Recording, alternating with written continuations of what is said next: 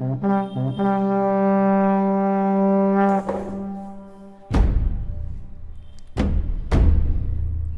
दोस्तों, आप सभी का स्वागत है। आधुनिक भारत के इतिहास का लेक्चर नंबर हम 4 पढ़ेंगे। आज एक नए टॉपिक की शुरुआत करेंगे, कर्नाटक युद्ध। अंग्रेजों और फ्रांसीसियों के बीच में ये युद्ध लड़ा गया था और कर्नाटक वाले क्षेत्र में लड़ा गया था। आज का कर्नाटक वाला क्षेत्र नहीं, आज का जो आप तमिलनाडु वाला क्षेत्र देख रहे हैं, ठीक है, मुख्य तौर पर वो था।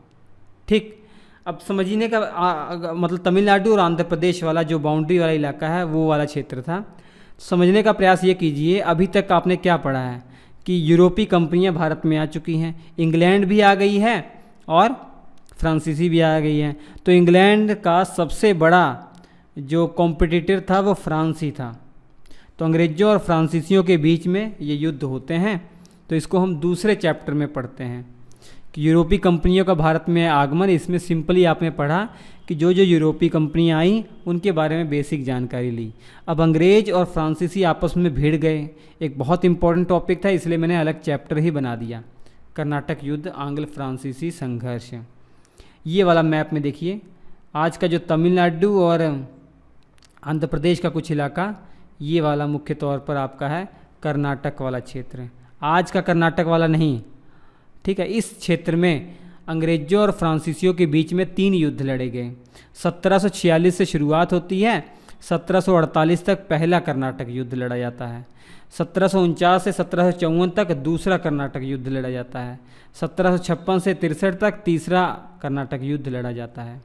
यहाँ पर आप समझने का ये प्रयास कीजिए भैया कि यहाँ पर जो शासक हैं इस समय कर्नाटक के, वो अनवरुद्दीन हैं। कौन है? अनवरुद्दीन यहाँ के शासक हैं। और इन्हीं के साम्राज्य में यहाँ एक क्षेत्र पड़ता है मद्रास। मद्रास में अंग्रेजों का राज था, मद्रास में अंग्रेज हैं। और यहाँ पांडिचेरी में फ्रांसीसी हैं।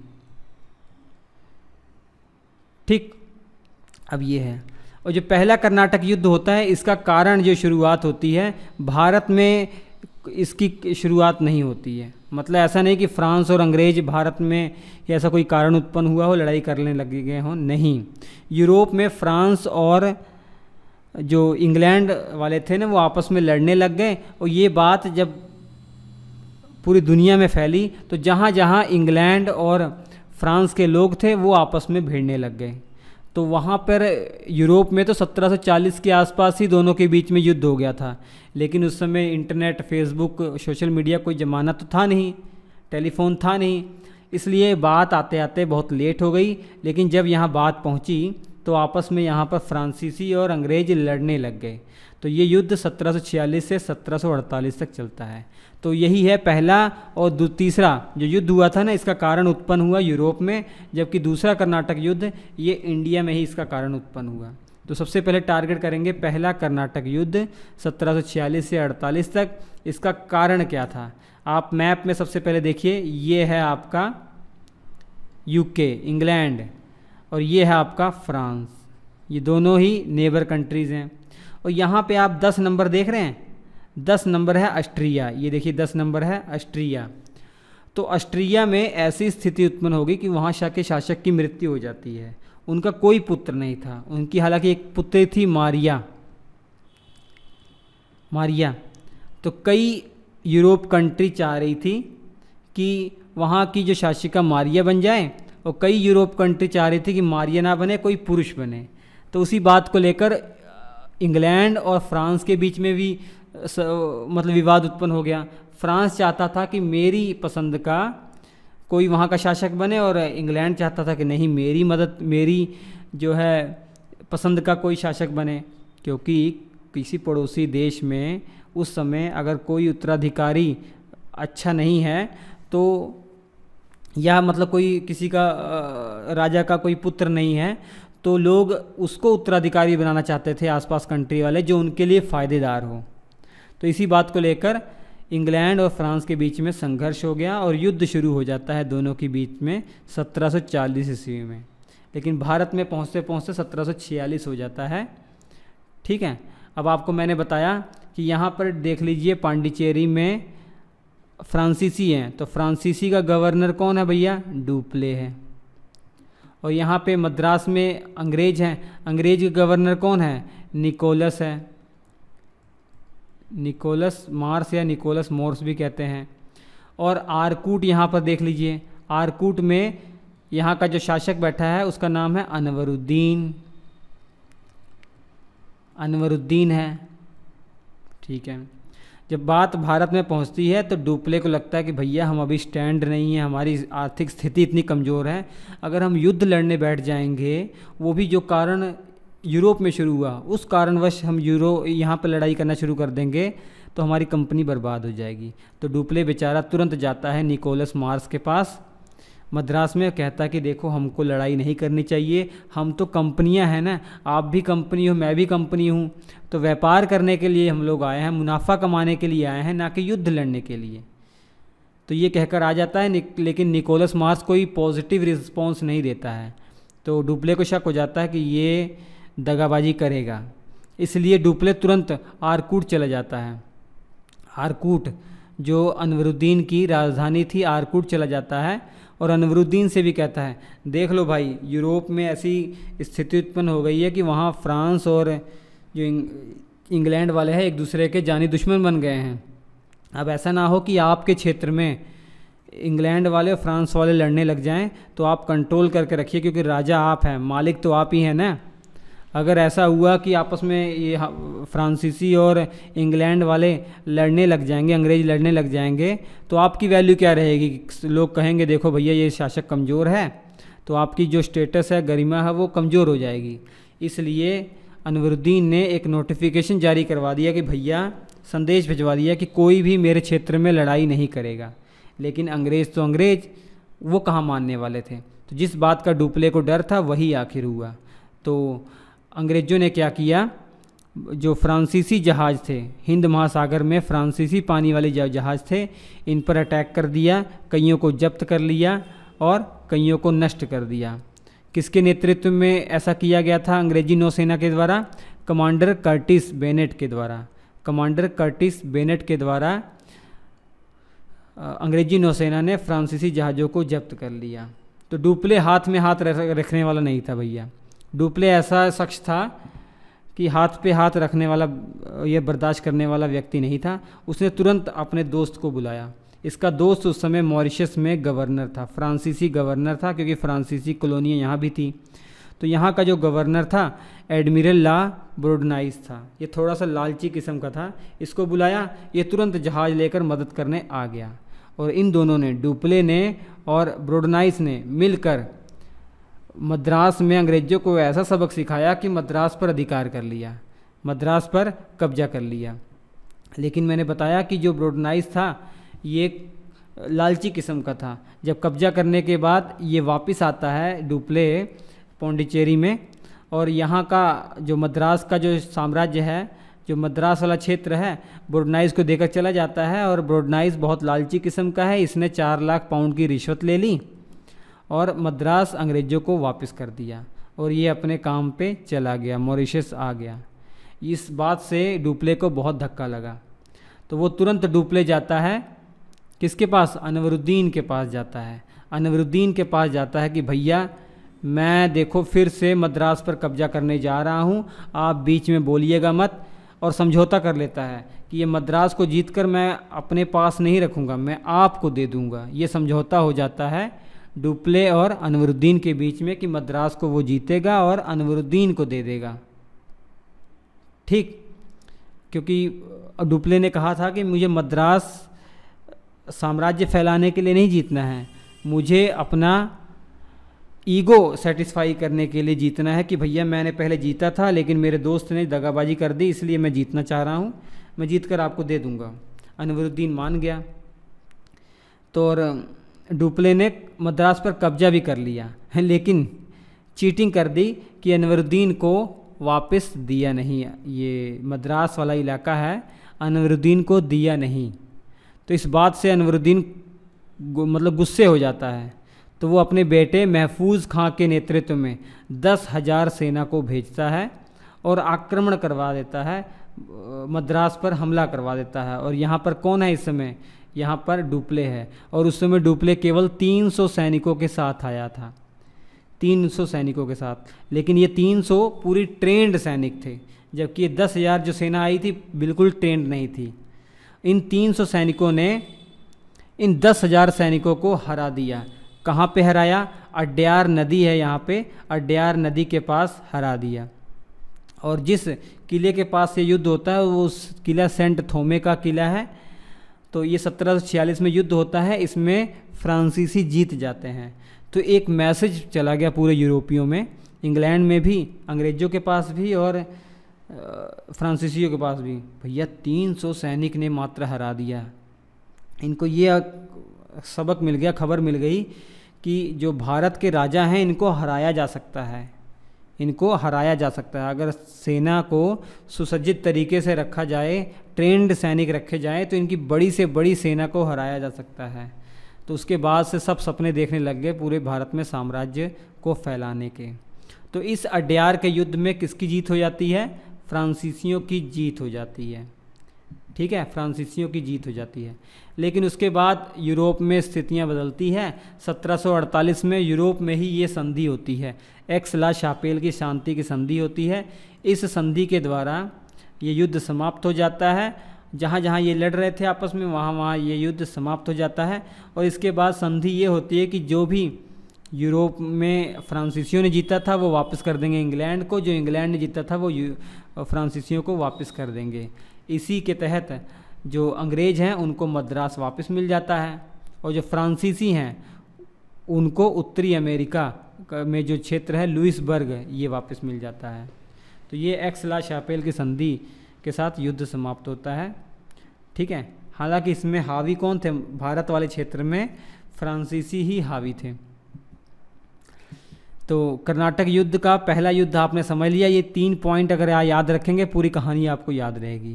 पहला कारण ऑस्ट्रिया के युद्ध उत्तराधिकार को लेकर, उसके बाद मद्रास पर कब्जा जब होता है तो ये वादा किया गया होता है कि भैया वो दे देंगे अनवरुद्दीन को, लेकिन नहीं देता है। इसलिए अनवरुद्दीन अपने बेटे को युद्ध के लिए भेजता है। अड्यार का युद्ध होता है, अड्यार नदी का नाम है। ठीक है, इसमें हार हो जाती है और जीत जाता है डुप्ले। एक्स-ला-शापेल के साथ संधि के साथ ये युद्ध समाप्त हो जाता है। ठीक, इसके बाद दूसरा कर्नाटक युद्ध 1749 से 1754। इसका जो कारण उत्पन्न हुआ ये भारत में ही इसका कारण उत्पन्न हुआ। कारण क्या था? ये एक कर्नाटक वाला रीजन आप देख रहे हैं, कर्नाटक, यहीं पे निजाम थे, हैदराबाद के निजाम। तो हैदराबाद के जो निजाम है, हैदराबाद वाला क्षेत्र और इसके अलावा कर्नाटक वाला क्षेत्र, इन दोनों क्षेत्रों में उत्तराधिकार को लेकर प्रश्न खड़ा हो गया कि कोई उत्तराधिकार को लेकर युद्ध होने वाला था, संघर्ष होने वाला था। इसका फ़ायदा अंग्रेज़ों और फ्रांसीसियों ने भी उठाना चाहा, तो वो आपस में भिड़ गए कि मतलब वो चाहते थे कि उसकी पसंद का शासक बने और अंग्रेज़ चाहते थे कि उसकी पसंद का शासक बने, इसलिए वो आपस में भिड़ गए। तो दूसरे कर्नाटक युद्ध का कारण था हैदराबाद और कर्नाटक में उत्तराधिकार को लेकर विवाद।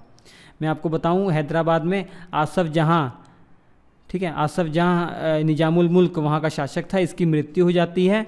इसके बाद इसका बेटा नासिर जंग ये गद्दी पर बैठ जाता है। नासिर जंग ये इसका पुत्र था, गद्दी पर बैठ जाता है। लेकिन निजामुल मुल्क का जो पुत्र है नासिर जंग, इसको पसंद नहीं करता है निजामुल मुल्क। निजामुल मुल्क का एक पोता था, ये पोता था मुजफ्फर जंग, मतलब नासिर जंग के भाई का लड़का था मुजफ्फर जंग। ये कहता है कि मैं गद्दी में बैठूंगा, क्योंकि दादा जो थे वो आपको पसंद नहीं करते थे, वो चाहते थे कि मैं गद्दी पर बैठूं। ठीक है, तो ये दोनों आपस में भिड़ना शुरू हो जाते हैं। और ये सलावत जंग इसका छोटा भाई है, छोटा भाई मुजफ्फर जंग का छोटा भाई सलावत जंग है। ये भी अभी पिक्चर में आएगा, मैं बताऊंगा इसको। ठीक, और दोस्त अली की मृत्यु के बाद उसका बेटा पुत्र अनवरुद्दीन गद्दी पर बैठा होता है, आप जानते हैं राज कर रहा है। लेकिन दोस्त अली का जो दामाद था वो चैलेंज कर देता है कि भैया मैं गद्दी पर बैठूंगा, चांदा साहब जिसका नाम था। वो विवाद उत्पन्न हो जाता है इन दोनों के बीच में। ठीक है, तो इन्हीं का फ़ायदा उठाते हैं अंग्रेज और फ्रांसीसी। दोनों एक एक शासक को चुन लेते हैं, अपना अपना जो पक्ष है वो चुन लेते हैं।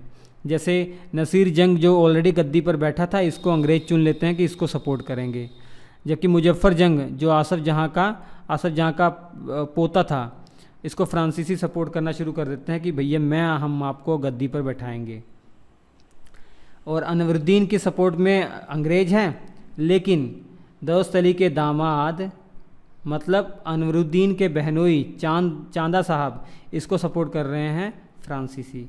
अभी फ़िलहाल गद्दी पर कर्नाटक की ये बैठा हुआ है और हैदराबाद की गद्दी पर ये बैठा हुआ है। अब युद्ध शुरू होने वाला है। अब युद्ध शुरू होता है ऐसे कि अंग्रेज़ जो हैं सबसे पहले कर्नाटक में चांदा साहब को कहते हैं, चांदा साहब को, हम आपको पूरी तरीके से सपोर्ट करने वाले हैं, ठीक है, हम आपको पूरी तरीके से सपोर्ट करने वाले हैं, आप एक काम कीजिए, आप हमला कर दीजिए अनवरुद्दीन पर, आप हमला कर दीजिए अनवरुद्दीन पर। तो चांदा साहब और फ्रांसीसी इन दोनों सेनाओं ने मिलकर अनवरुद्दीन पर हमला कर दिया। अनवरुद्दीन की राजधानी आरकुट थी, वहाँ पर हमला कर दिया, लेकिन अंग्रेज़ अच्छे तरीके से इनका साथ नहीं दे पाए। इस युद्ध को कहते हैं अंबूर का युद्ध। 1749 ईस्वी में ये युद्ध हुआ था, अंबूर का युद्ध। इस युद्ध में अनवरुद्दीन की मृत्यु हो जाती है। इस युद्ध में अनवरुद्दीन की मृत्यु हो जाती है। अनवरुद्दीन का जो बेटा था मोहम्मद अली, ये कमज़ोर टाइप का था, डरपोक टाइप का था, ये आरकूट से भाग कर चला जाता है तिरुचनापल्ली। मोहम्मद अली इसका नाम था, ये भाग जाता है तिरुचनापल्ली। तो इस प्रकार फ्रांसीसियों ने अपने मनपसंद का कर्नाटक में शासक बना दिया चांदा साहब को। तो इसी अंबूर के युद्ध के साथ युद्ध शुरू हो जाता है दूसरा कर्नाटक युद्ध। इस दूसरे कर्नाटक युद्ध में अंग्रेज हावी थे। शुरुआत में तो फ्रांसीसी हावी हैं, लेकिन बाद में अंग्रेज हावी हो गए थे, आपको दिखेगा, अभी समझ में आएगा। तो अंबूर के युद्ध के बाद ये द्वितीय कर्नाटक युद्ध समाप्त हो जाता है इसी युद्ध के साथ। और मोहम्मद अली जो अनवरुद्दीन का बेटा था वो भाग जाता है कहाँ, तिरुचनापल्ली। उसके बाद कर्नाटक का शासक कौन बन गया, चांदा साहब जो है शासक बन गया, ठीक है। मोहम्मद अली तिरुचनापल्ली चला गया। अब इसके बाद हम नज़र डालते हैं हैदराबाद। अभी कर्नाटक में अपने दिमाग में रखिए कि चांदा साहब गद्दी पर बैठा है। अब हैदराबाद में चलते हैं। हैदराबाद में गद्दी पे तो नासिर जंग बैठा है, लेकिन नासिर जंग को मार दिया जाता है और मुजफ्फर जंग को गद्दी पर फ्रांसीसी बैठा देते हैं। मुजफ्फर जंग को फ्रांसीसी जो है गद्दी पर बैठा देते हैं। लेकिन जो फ्रांसीसी थे वो एक अपने सैनिक को भेजते हैं, सेनापति को भेजते हैं, बुस्सी, जिसका नाम था बुस्सी। इसको भेजते हैं हैदराबाद। इसको ये कहकर सीक्रेटली ये कहकर भेजते हैं कि देखना कहीं मुजफ्फर जंग अगर हमारे काम का होगा तब उसको रखना, नहीं तो उसको मार देना, ठीक है। तो बुस्सी ऐसा ही करता है, मुजफ्फर जंग को मार देता है। और नासिर जंग ऑलरेडी मारा गया था युद्ध में, तो नासिर जंग की मृत्यु हो जाती है और मुजफ्फर जंग जो फ्रांसीसियों की सपोर्ट से गद्दी पर बैठा था, खुद फ्रांसीसी इसकी हत्या करवा देते हैं। अब इसकी हत्या के बाद सलावत जंग को गद्दी पर बैठा दिया जाता है। सलावत जंग जो मुजफ्फर जंग का छोटा भाई था, इसको गद्दी पर बैठा दिया जाता है। तो अभी फ़िलहाल वहाँ पर सलावत जंग है, वहाँ पर सलावत जंग है। अब दोबारा से आते हैं कर्नाटक वाले क्षेत्र में। कर्नाटक वाले क्षेत्र में मोहम्मद अली तिरुचनापल्ली भाग गया, लेकिन अंग्रेज़ों ने ठान लिया कि भैया हम मोहम्मद अली को गद्दी पर बैठा के रहेंगे कर्नाटक की। और उस समय अंग्रेजी जो गवर्नर था, बहुत ख़तरनाक गवर्नर था, सैंडर्स जिसका नाम था। क्या नाम था, सैंडर्स। उसने अपनी सेना ले जाकर मोहम्मद अली का घेरा डाल दिया। अब चांदा साहब को पता लगती है बात कि भैया अंग्रेज़ सपोर्ट कर रहे हैं मोहम्मद अली को, और मोहम्मद अली तिरुचनापल्ली में अभी जीवित है। जब तक वो जीवित रहेगा तब तक मैं असली हकदार तो बन नहीं पाऊँगा, वो कल ना कल आकर साम्राज्य छीन लेगा, क्योंकि अनवरुद्दीन का बेटा तो वही है, असली वारिस वही है। इसलिए चांदा साहब और फ्रांसीसी ये जाकर यहाँ पर भी घेरा डाल लेते हैं।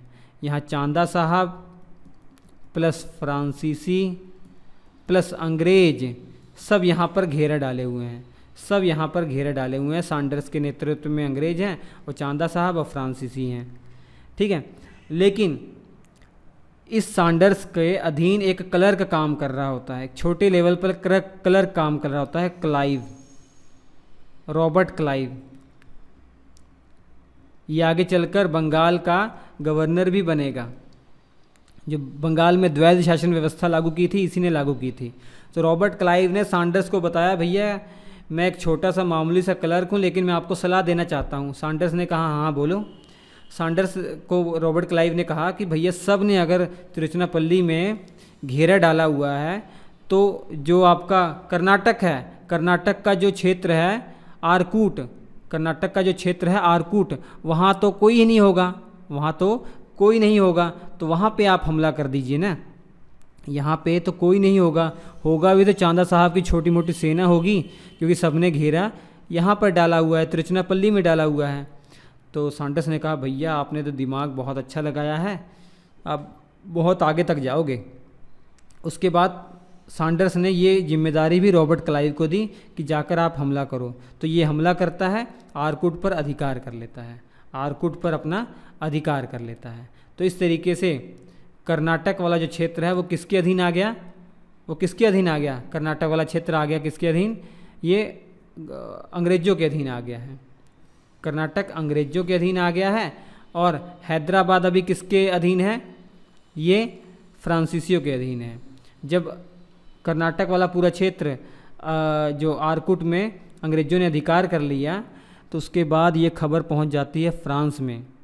तो फ्रांस में ये खबर जाती है तो तुरंत जो डुप्ले था इसके खिलाफ बहुत बड़ी कार्रवाई फ्रांस सरकार करती है, इसको वापस बुला लेते हैं, इसको वापस बुला लेते हैं और चेंज कर देते हैं गवर्नर भारत में। और गवर्नर किसको ले आते हैं, गोडेहू गवर्नर को ले आते हैं, गोडेहू इसका नाम था। ये फ्रांसीसियों की सबसे बड़ी भूल थी, क्योंकि इनको गवर्नर जो डुप्ले जैसा गवर्नर दोबारा नहीं मिल पाया। ठीक है, इसके ज़्यादा साम्राज्यवादी नीति ये सोच रखने वाला दोबारा इनको ऐसा गवर्नर नहीं मिल पाया। और गोडेहू ने 1754 में पद संभाला। उसके बाद एक शर्मनाक संधि कर ली, पांडिचेरी की संधि 1755 ईस्वी में। इस संधि के तहत जो साम्राज्य था जीता हुआ सब बदल दिया, सब अंग्रेज़ों को दे दिया। ठीक है, तो इस तरीके से ये युद्ध समाप्त हो जाता है। तो एक शर्मनाक संधि मानी जाती है। तो दूसरा कर्नाटक युद्ध आपको समझ में आ गया। कर्नाटक और हैदराबाद में आंतरिक विवाद को लेकर फ्रांसीसी और अंग्रेज आपस में भिड़ गए। अंबूर के युद्ध के साथ ये युद्ध समाप्त हो जाता है। अंबूर के युद्ध में आप सभी को मालूम है अनवरुद्दीन की हत्या कर दी जाती है चांदा साहब और फ्रांसीसी की संयुक्त सेना के द्वारा। युद्ध समाप्त कैसे होता है, पांडिचेरी की संधि होती है, क्योंकि डुप्ले की जगह गोडेहू आ गया है, वो पांडिचेरी की संधि करता है और जो जीते हुए क्षेत्र थे वो अंग्रेज़ों को वापस कर देता है। शर्मनाक संधि हुई थी, इससे द्वितीय कर्नाटक युद्ध समाप्त होता है।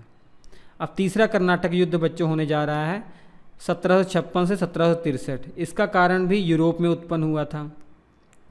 यूरोप में जब कारण उत्पन्न हुआ तो यूरोप में फ्रांसीसियों ने काउंट डी लाली को अपना गवर्नर बनाकर या कह सकते हैं सेनापति बनाकर भारत में भेजा और इसको एक ही काम दिया था, तुम जल्दी से जाओ और जो भी अंग्रेजी साम्राज्य भारत में है, जो क्षेत्र है, वो सब जीत के अंग्रेज़ों का सर्वनाश कर दो। उसी युद्ध से, उसी कारण से, उसी उद्देश्य से काउंट डी लाली आया हुआ था। सबसे पहले उसने फोर्ट सेंट डेविड जो किला है वो जीत लिया। मद्रास के बाद नीचे देखिए पांडिचेरी, पांडिचेरी में इनका तो ऑलरेडी अधिकार था और तो इसी के पास एक किला था फोर्ट सेंट डेविड, अंग्रेज़ों के अधीन था। इस पर जीत हासिल कर ली काउंट डी लाली ने। शुरुआत तो अच्छी की, लेकिन उसके बाद तंजौर वाले इलाके में हमला करने गया, बाकी और आसपास क्षेत्र हमला करने गया तो अंग्रेज़ सतर्क हो गए। अंग्रेज़ों को गुस्सा आया और अंग्रेजी सेनापति उस समय था सर आयरकूट।